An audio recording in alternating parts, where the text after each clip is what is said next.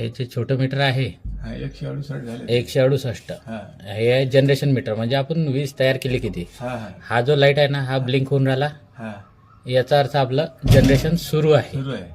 रात्री तो ब्लिंक नाही होत. हा हा हे झालं सोलरचं मीटर, हा जनरेशन मीटर. हे आहे नेट मीटर जे नवीन लावलं आता हा. जिनसनी. तर हे जे बटन आहे हा हे एकदा दाबायचं, ह्याच्यात पुश लिहून आलं. हा पुश नंतर हे 00 आलंय सगळे आकडे. हा त्याच्यानंतर हे नोड आलं, हा हे आली तारीख हा 23/1/25. ह्या आला टाईम.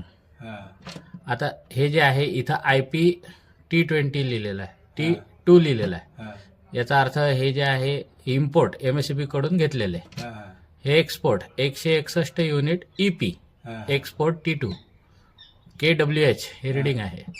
तर हे जे आहे 161 युनिट आपण 168 पैकी 161 युनिट MSCB ला दिलेलं आहे. MSCB ला दिले. म्हणजे तुमचा वापर फार कमी आहे. हा आणि पुन्हा दाबून पाहू आपण पुश हे ते. आता 10 युनिट हा हे MSCB कडून घेतलेले आहे IP हा आणि 161 MSCB दिलेलं आहे. म्हणजे तुमचे 151 युनिट जमा आहेत हा MSCB कडं. एक्सपोर्ट 161. तुम्ही म्हणसान हे इथं 168 तयार आहे हा हा आणि 161 कसे काय गेले, बाकीचे युनिट कुठे आहे. हा तर बाकीचे युनिट आपण हे जे आहे कनेक्शन पॅरलल कनेक्शन असते, तर हे चालूमध्ये घरात वापरले आपण.